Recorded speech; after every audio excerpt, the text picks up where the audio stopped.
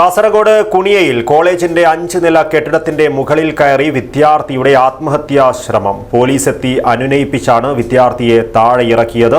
സംഭവത്തെ തുടർന്ന് കോളേജ് അനിശ്ചിതകാലത്തേക്ക് അടച്ചിട്ടു.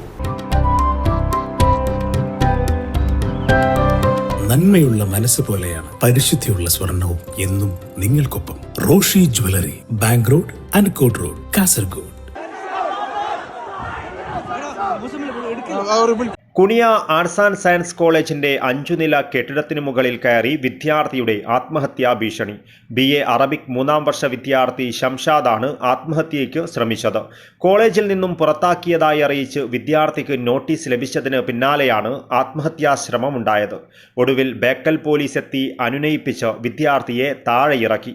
വിദ്യാർത്ഥികളുടെ പ്രതിഷേധത്തെ തുടർന്ന് കോളേജ് അനിശ്ചിതകാലത്തേക്ക് അടച്ചിട്ടു.